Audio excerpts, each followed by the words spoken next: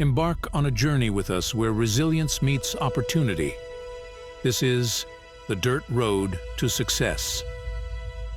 Hi, I'm Skip Colvin, and welcome back to Dirt Road to Success.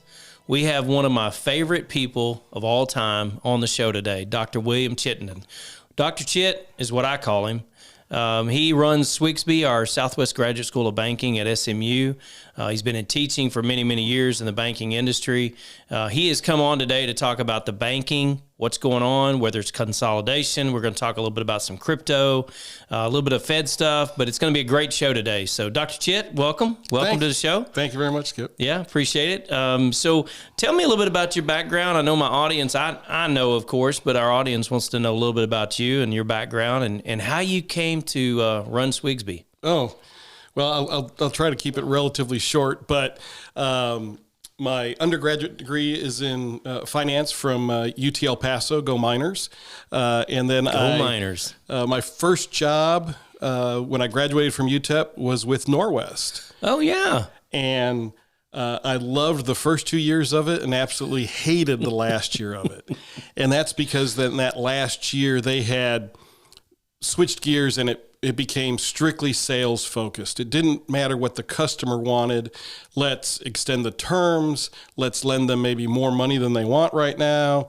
Let's actually call them up and say, you know, Skip, would you like a $10,000 loan for, you know, a vacation? My perspective was if you said, yeah, sure, that wasn't going to be a great loan. I wanted you to put a little bit more thought into it before you came to us to borrow, not on a whim that you would borrow. So it sounds like transactional versus relational. It became very much transactional. That was the focus. Just make the deal and make it as beneficial for Norwest as you could have. So at that time, there's a couple of things going on. One, I had taken one semester off, and then I started working on my master's in economics at night while I was working at Norwest. Okay. And then when it got so bad, I had a year left if I went back full-time to finish my master's, and I'd seen the lifestyle of some of the faculty members there at UTEP, and I thought, well, that doesn't seem so bad. Yeah, yeah. And the pay was a lot more than I was making at Norwest, and so I decided to leave and then go pursue my PhD in finance, and I got that from Texas Tech up in Lubbock. Now, just to go back, though, for a moment, with Norwest, a lot of folks forget, this was the mid to late 80s. So in the mid 90s, folks forget it was Norwest that bought Wells Fargo. Right. And even though we still have the Wells Fargo name, we don't use the Norwest name. Folks forget that. Yeah. And that's because Wells Fargo had a much larger retail footprint across the country than Norwest did. And who remembers Norwest from the 1800s? But everybody remembers Wells Fargo. Oh yeah, I mean Stagecoach, whole nine yards. It's from a marketing perspective, it's great. Yep. So now go back half a dozen years or so when the news comes out on what folks were at Wells Fargo, where it was very much a sales culture. Yeah. It was, let's not do what's best for the customer, let's do what's best for the company and for us in terms of getting bonuses and all that good stuff. To me, it was not a surprise at all because it was that Norwest culture that had permeated itself through the entire now Wells Fargo organization. Wow. So I was not surprised at that at all. So that was not a shocking. That was a big fine that they paid for doing those transactions. You know, I started my career at Wells Fargo. Well, a lot of people did, and then they quickly learned that maybe that wasn't the place they wanted to be. You know, I will be honest, and I understand exactly what you're saying on the transactional side of things, but Wells Fargo was very good to me, and I never felt that pressure to push a product. Of course, I was on the business banking side, which we'll talk a little bit about the community banking here in a little bit, but for me, I felt like I cut my teeth at the right time. I had some great mentors around me. Mark Massey was one. He was my boss. Had Becky Arsenault, which was a great business banker. Paul Gianelli. I mean, I could go on and on and on, but I never felt pressured to push a product. It was all about the relationship. And so I was very fortunate that I wasn't on that side where they were pushing the product. And I know exactly what you mean, though, because I think I had like 13 different products with Wells myself and as an employee. So, but you're right. It really focused on what is going to make the widget Let's sell the widget. Let's not worry about the customer. Right. Yep. Yep. So I have been fortunate in that ever since then, I've been able to keep one foot in the academic world and one foot in the banking world. So after I left Tech, graduated from Tech, spent a year in Denver at the University of Colorado downtown, and then went to a permanent position at Northern Illinois University in DeKalb, Illinois. Okay. Now at NIU, Northern Illinois, Jeff Mercer was there. Oh yeah, Jeff. So yeah. Jeff, of course, is the director of the Tech Bank School. Yeah. And so Jeff preceded me by a couple of years in the PhD program at Tech. So Jeff and I have known each other for over 30 years. Yeah, and you're mentioning some great names in banking schools right here. So keep going. Keep going. Well, so Scott Hine, who's still active in both SWGSB and has retired at Tech, but is still active in the bank school there. He was my dissertation chairman. And then Dr. Scott McDonald, who of course was president of SWGSB for 20 plus years, was on my dissertation committee. So take my wife and at that time our two young children to Illinois. And when that first snowfall came, a little before Thanksgiving, our house at that time backed up to a cornfield, and there's this gorgeous blanket of snow. Yeah. And my wife calls her mom. She talks about how it looks like it just glitter on the ground. Yeah. And then she wakes up the next morning and she asks me, when's this going to melt? Because she's a Texas girl. I mean, snow doesn't last more than a day or two. Yeah. And I told her probably about Easter. I'm not sure she took it as funny though, did she? No, but then she realized that was close to the truth. Yeah. And so after a few of those winters, we wanted to get back to Texas. Yeah. And really a huge motivating factor for us is for both my wife and I, our grandparents were major influences on our lives. Okay. And so we wanted to be closer to our kids' grandparents, to our parents. Yeah. And for us, they were still out in far west Texas, so El Paso area.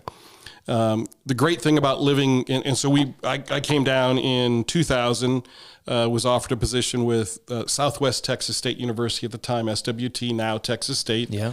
And the great thing about living in Central Texas and having your family in far west Texas is nobody just drops by. Yeah.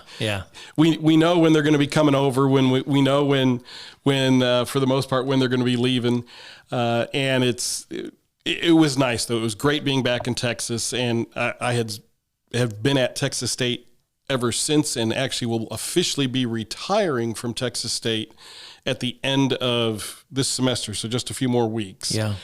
And I'm doing that because I am, as you mentioned, the new president and CEO effective the first of the year of the Southwestern Graduate School of Banking, or SWGSB.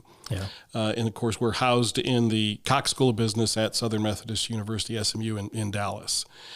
So I come back to Texas, and as soon as I get back to Texas, Scott McDonald reaches out to me and says, I need you to be at the next SWGSB to help.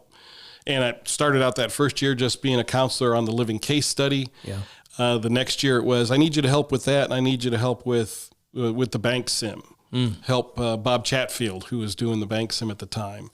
And then it quickly was that he had me doing something the entire 2 weeks of SWGSB. Yeah. And so I've been associated with the school for, 24 years. Wow. And then I guess it was about 3 years ago, Dr. McDonald retired, and Jeff Schmid became the new president. And Jeff had a very strong background in banking, but didn't have the academic background. So he asked if I would expand my role. And so they created this position of chief academic officer at SWGSB. And so under Jeff's leadership, I had served as the chief academic officer. And then last year, Jeff was tapped to be the new president of the Federal Reserve Bank of Kansas City. Yeah. By the way, Jeff, I need you to really respond to my messages. Okay. Anyway, go ahead.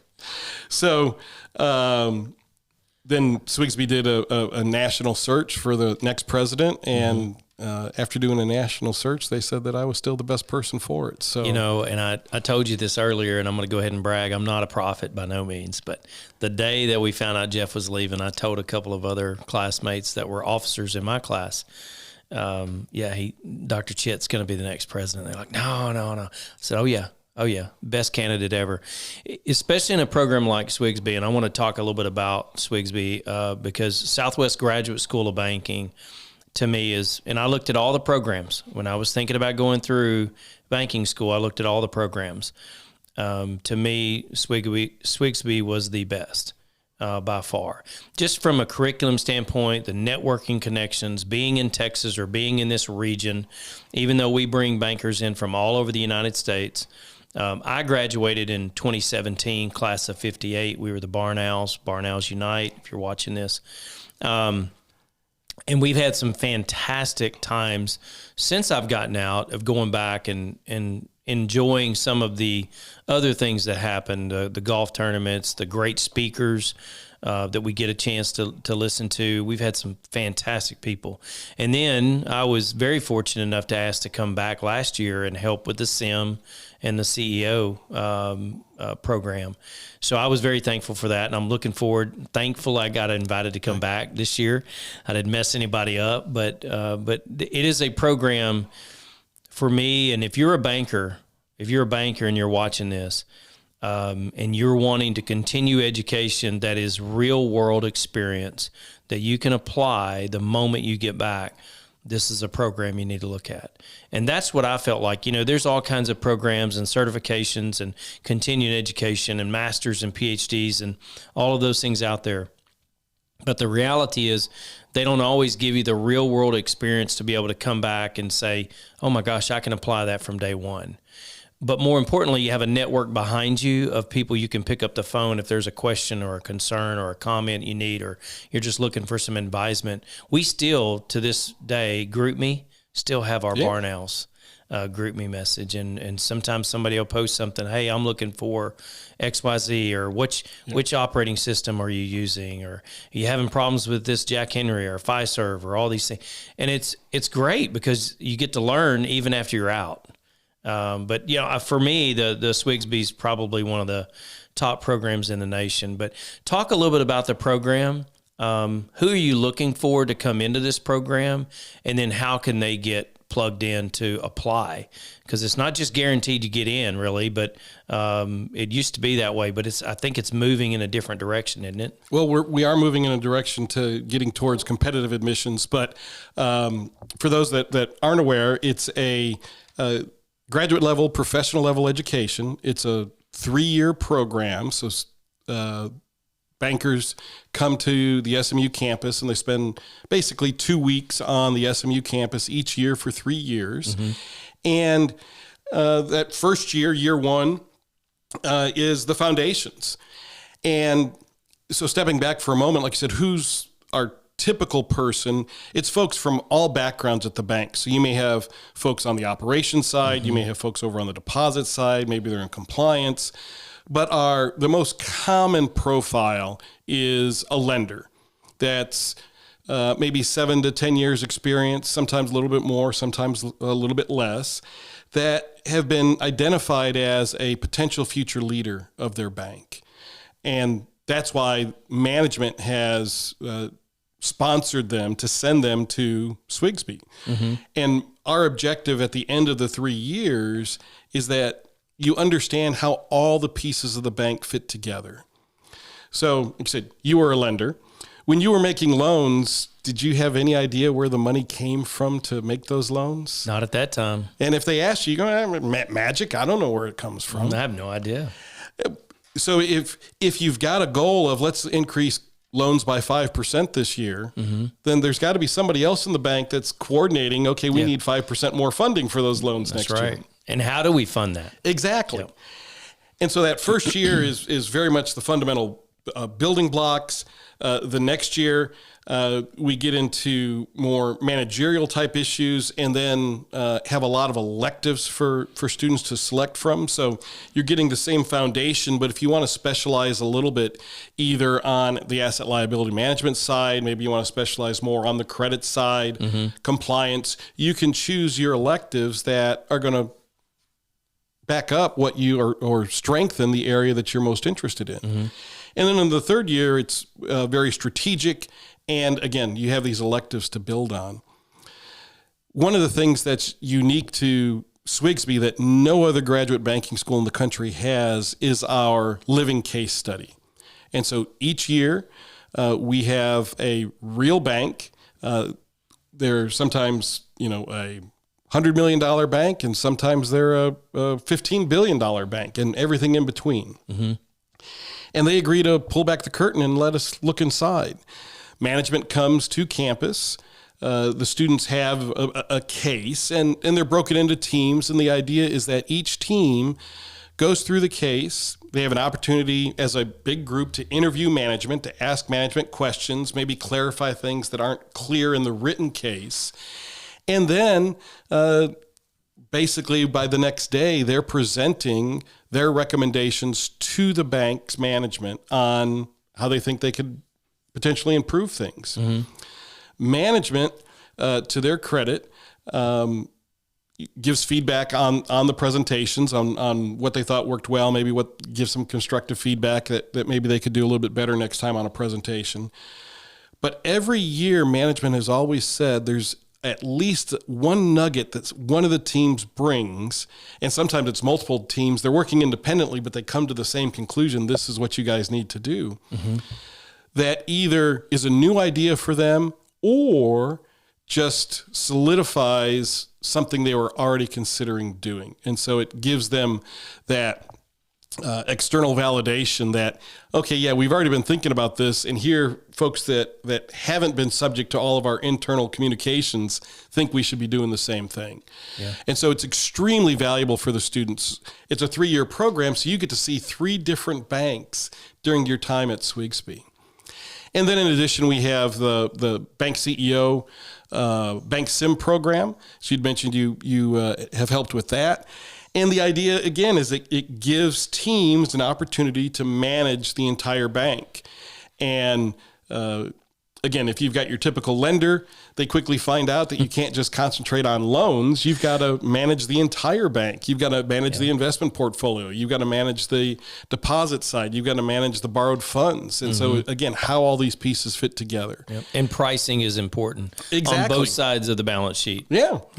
So, I mean, you might want to increase the rate that you pay on deposits. If you're seeing some deposit drain, well, let's increase the rates. Well, you have to consider, is it just new money coming in that's going to get this higher rate? And we call that what? Hot money. Exactly. Or is it going to be all of your current customers that aren't doing anything different? You're just going to start paying them more. And so your deposit costs may go up, that interest expense may go up, but how much actually new money are you bringing into the bank? The offside of that too is that you might not be able to increase the rates on your loans to offset the more price you're paying for deposits. Exactly. I mean, it's a balancing act. Which I agree 100%. It became a spider web of decisions that have to be made in concert. Yes. And as I'm talking to the teams when we're working with them, I say, remember, what you do over here impacts these 3 or 4 other things over here. So you have to make decisions in concert. And that's the collaboration you were talking about. That's what I call it, the collaboration on the presentation to the banks. They have to also be in a collaborative effort on the SIM. Oh, exactly. Yeah. And at the end, they present to their classmates how they did, what they learned, what mistakes they made, and that's the nice thing is you're in a safe environment, so that if you do blow up the bank, the FDIC's not calling on you. No, just your coaches are coming in to talk to you. Yeah. And as you know, we give a prize for last place, and we call it the DAL award. Yeah. So folks think, oh, the Dallas award. So, no, that's not what that means. No, it's the dead ass last award.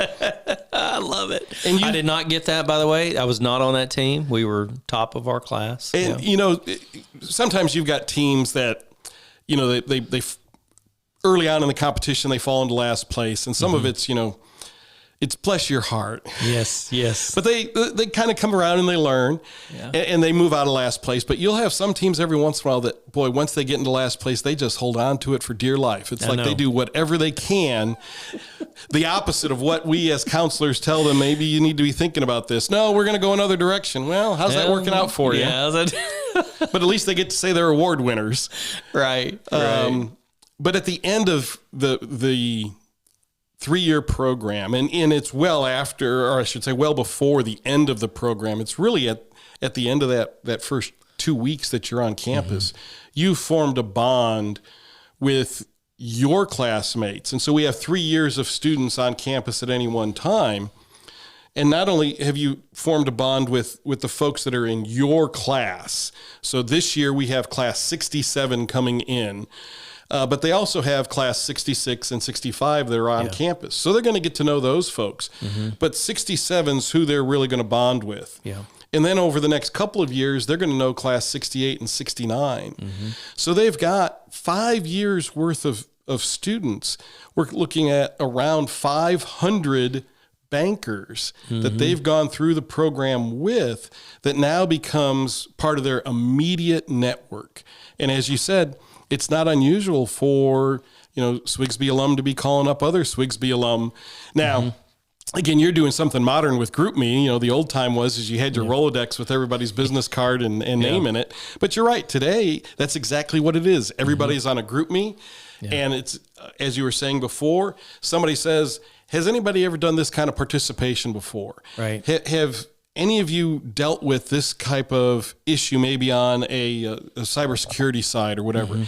And their colleagues will pipe in and say, you know what? Yeah, this is what we did. Or, gosh, stay away from that particular vendor. We had a terrible experience with it. Or, I mean, you get unfiltered, true feedback from your colleagues who really become your friends for the rest of your professional career. I agree 100%.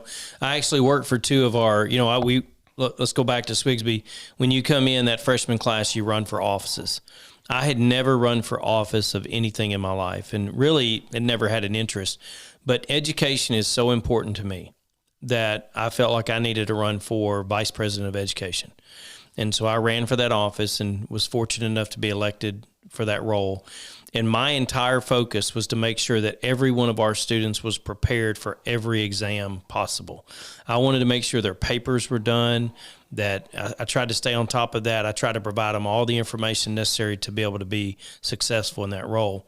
But to this day, I actually work for two of our officers in our class.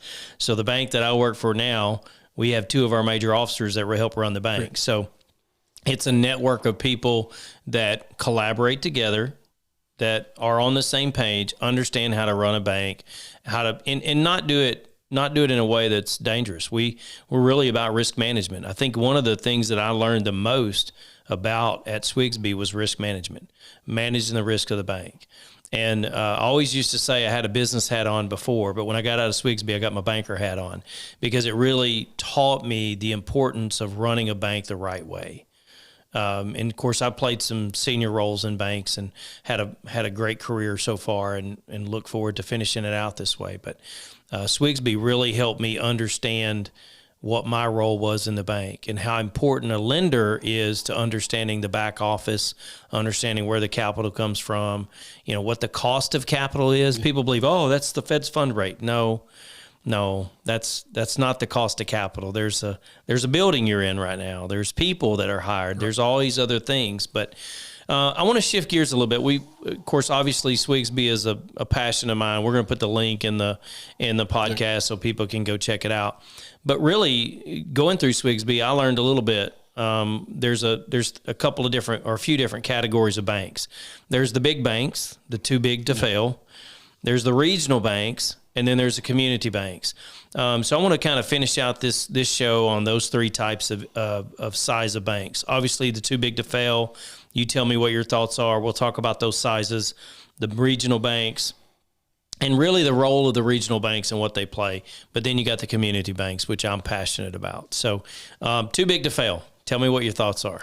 Well, for those that aren't familiar, just the idea of too big to fail is that you do have banks that have gotten so large that if they were allowed to fail, it would have financial repercussions throughout the entire country.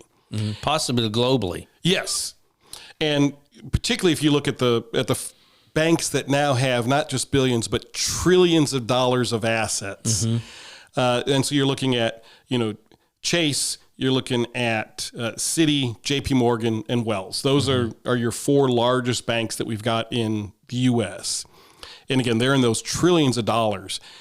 If any one of them were to fail, and you had, for example, uninsured depositors that were not made good on their on the uninsured portion of their deposits, again, that would have huge financial ramifications through the country and through the world. Now, is it the right thing? Well, I think it depends on how it's handled. So if we look at Silicon Valley Bank, some folks were saying, well, why do we bail out SVB? Well, it depends on who you're talking about at SVB that got bailed out. And there's a big difference between how Silicon Valley Bank's quote-unquote bailout was handled versus the bailouts that we saw during the financial crisis in 08, 09, and 2010. And that's back in 08 to 10, the shareholders of those big banks were bailed out. When the banks, and I'm not saying it was necessarily those top four, but for those big banks, a lot of those big banks that should have failed, that got government backing, the shareholders made out like bandits because they still held stock at the end of it that was worth something. Right. In addition, the depositors were all made whole. With SVB's failure last year, and so it was just a little over a year ago that we saw that, the SVB shareholders didn't get anything. It was the depositors, though, that were made whole. And I philosophically, I don't have a problem with the depositors being made whole, particularly if we have a $250,000 limit for all practical purposes for any individual that's at a bank. So if grandma's got their entire retirement savings in CDs at the local bank because they're super conservative, should grandma be penalized because she had uninsured funds at the bank? I don't think so. Taxpayers didn't pay a penny of the quote-unquote bailout for SVB. They did pay it for the shareholders during the financial crisis, but they didn't pay anything here. Now, who paid for it? In essence, banks ended up paying for it because there were special assessments that the FDIC charged banks across the country to make up for those additional losses they had to pay for at SVB and then also at Signature and First Republic.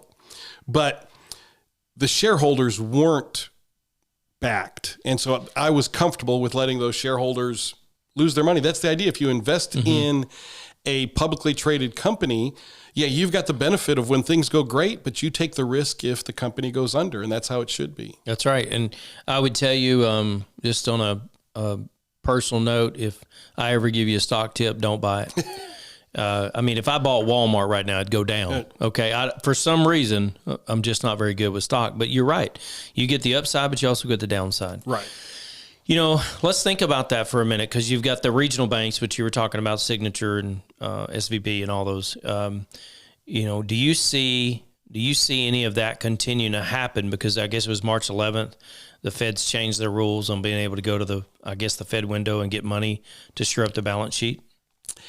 I don't think it's going to be as big a deal because most banks have stabilized in terms of the underlying problems that they had at SVB.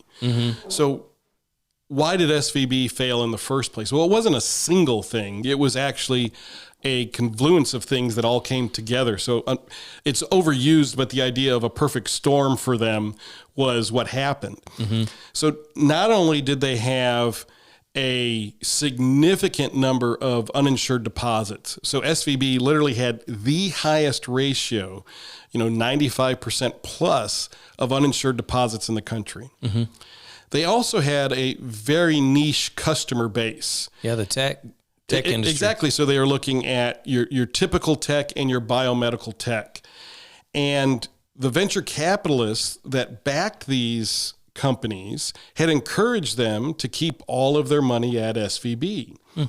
And SVB would grant credit cards to these types of companies that most banks would not, because most banks, they want to see either some assets in place, they want to see some historical earnings. Sure. They want to make sure that there's positive cash flow. And new companies don't have any of those things. That's right. But what SVB, at least their model, thought was, we're not worried about that. That's not the source of repayment for any loans or credit cards that we might issue to these companies. It's venture capital. And as long as the venture capitalists keep pouring money into these companies, we're going to get paid back. And that worked for a while. Yeah, it did for a while. Yeah. So if you look at, of course, with 2020, COVID hits, and these tech companies, think of Zoom, anybody that made microphones, anybody that made cameras, anybody that made anything that helped in remote work, their stock prices went through the roof and they did fantastic. Oh, yeah. Others that were related. So you had like Roku and others where people were staying at home more, and so they were using some of that entertainment more at home. They had a lot of cash coming in. And so they weren't borrowing from SVB. In fact, they were putting deposits into SVB, and their deposit base exploded. Yeah. They didn't have enough loan demand, so they just stuck everything in securities. Now, again, even if we talk about securities 101, everybody, quote unquote, knows U.S. Treasury securities are the safest securities you can invest in. And from a default risk perspective, that is true, at least up till our speaking right now. The government can change on Monday, right? The government has never defaulted on any of the national debt. And so that we know we're going to get paid. The risk, though, is if you get a 10-year Treasury versus a 30-day or 90-day Treasury security. Yeah. And so if interest rates change, and so we have that inverse relationship between security prices or bond prices and interest rates. So as interest rates go up, bond prices go down. And it's not exact math here, but ballpark, a 10-year security is going to change in price about 10 times as much as a 1-year security. As the Fed started, because what started happening then in 2021, 2022, inverted yield curve, we started seeing interest rates rise. And with the Fed increasing interest rates faster than they ever had before, by more than they ever had before. Now, the level's not higher than we've ever been before. We've had rates much higher than this. Early 80s, late 70s. Yeah, but they've never gone up quicker or as much in such a short period of time as they had with these most recent Fed rate increases. The value of those 10-year securities went down, and they went down significantly. So why were they investing in 10-year versus 1 year? Well, because 1 year was earning 20 basis points, 30 basis points. Yeah. And the 10-year was earning maybe 2%. So 2% is not great, but it's a lot better than, And it's treasuries, right? They're never going to move. Nothing's going to happen. Until rates go up significantly. Nothing really happens until something happens. And the market price of those falls. Now, if they hold on to them for the next 10 years, no problem. They're going to get their full value back. Yeah. But SVB wasn't able to do that because what started changing is coming out of COVID, we didn't need to buy any new microphones anymore. We weren't using Zoom nearly as often. And those tech companies, rather than having a whole lot of cash coming in, started to draw down on their deposits at SVB. And SVB had to raise the monies to meet those deposit needs. Which, what do they have to do? They've got to sell off those securities that are at a big loss. Yeah.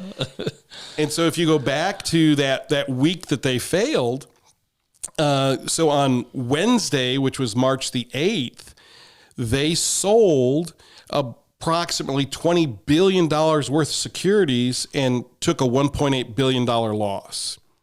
Now, the bank's plan was, we're going to fill that $1.8 billion hole that we just created by selling new stock on Thursday. And that seemed like a great plan until the market found out about this $1.8 billion loss, and the stock price fell by 2/3 or so. Yeah.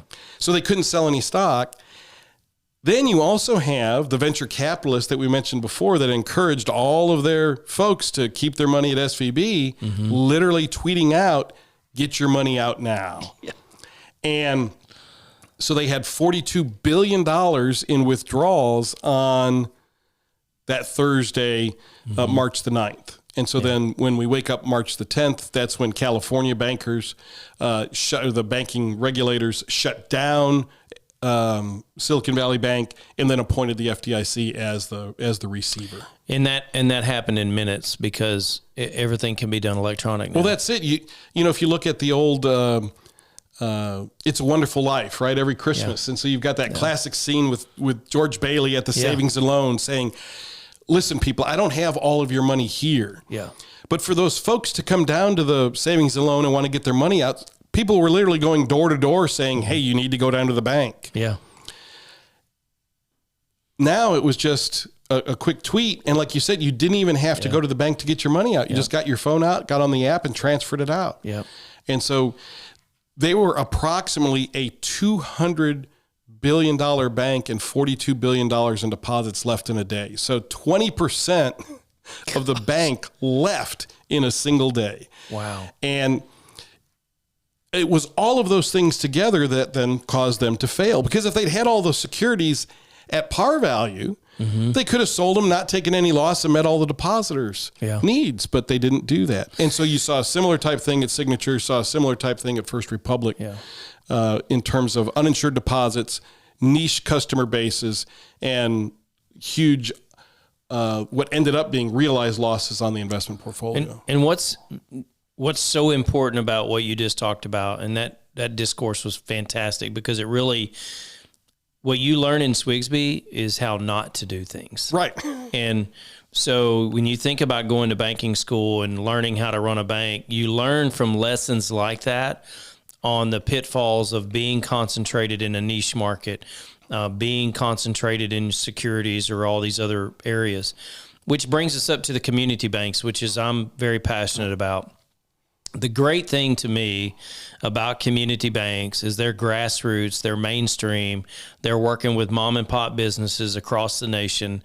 They're really helping drive the economy in these communities where, you know, maybe second, third, fourth generation families have lived, and they're diversified. For the most part, community banks are diversified. Their loans are smaller, their deposits are smaller, they're not onto the tech world per se because they're not doing the huge loans.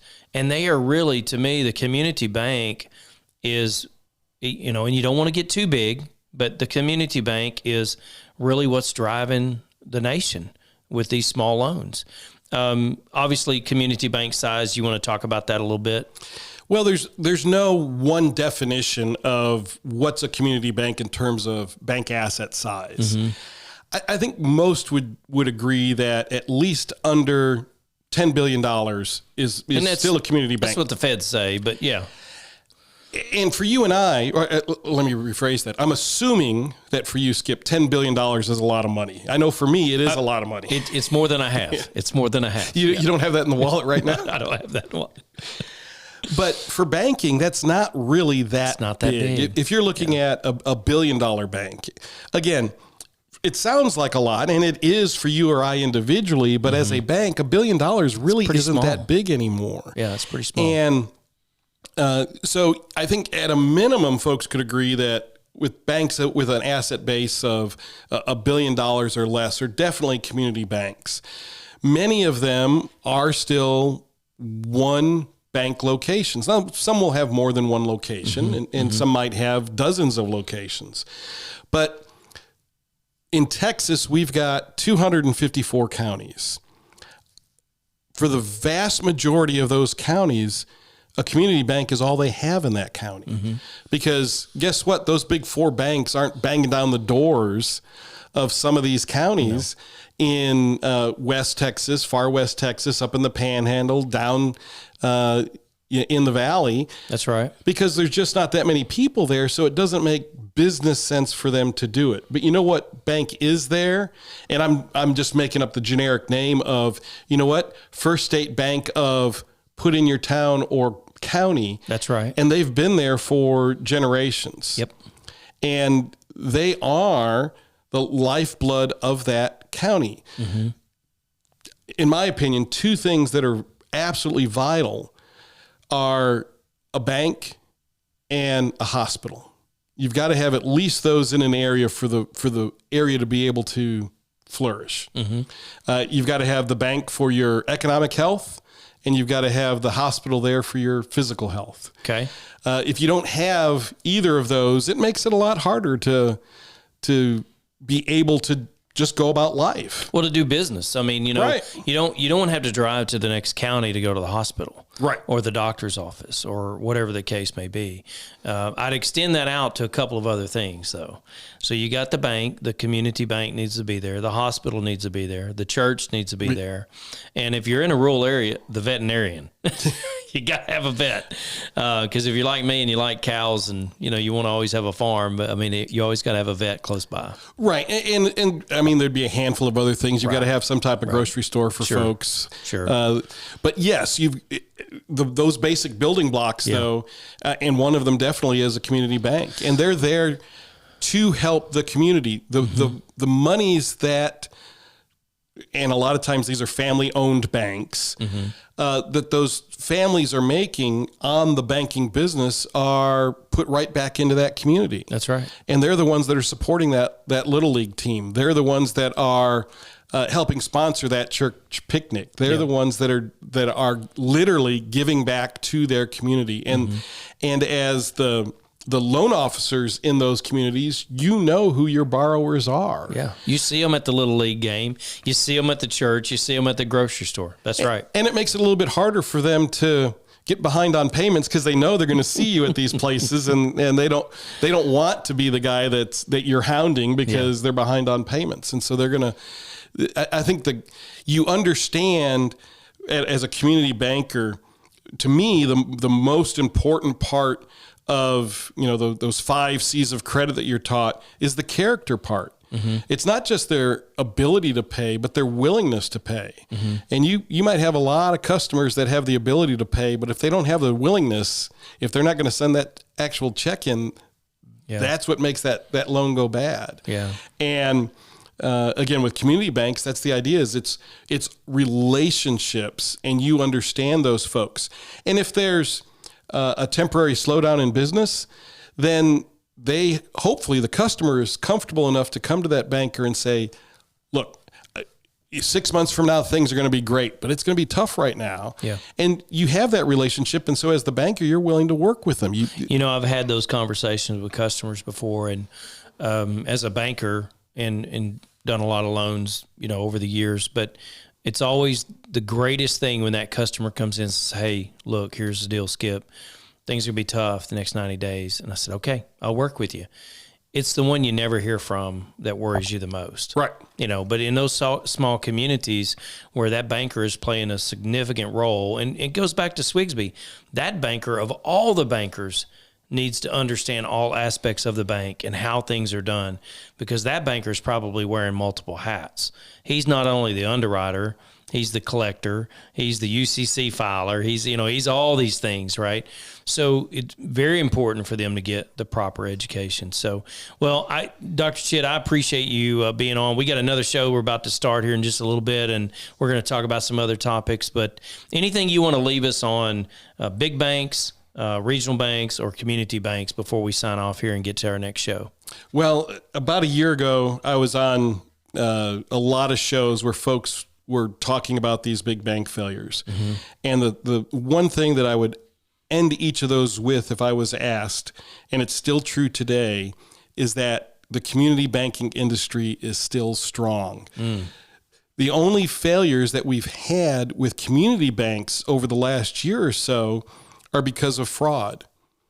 And so unfortunately up in Kansas, they had bank failure last year because the president of the bank was embezzling money because he'd gotten caught up in a big scam and literally lost tens of millions of the bank's money. Yeah. Tens of millions of dollars of the bank's money. And that's an anomaly. That's not a banking climate. That's one out of the 4,000 community banks that we have, as compared to when you had the big bank failures, last year, you had 3 out of, depending on what measure you want to use, 100 to 200 bigger banks. Yeah. So the percentage of the big banks failing is a lot higher than the percentage of the community banks failing. And the great thing about the community bank, and I grew up going at 17 years old, I started getting my first loans, and it was a community bank. And the great thing about the community bank is when I walked in, everybody knew me. And it's, hey, how are you doing? Can he help you with whatever? And I remember my dad took me in at 17 and I got my first loan.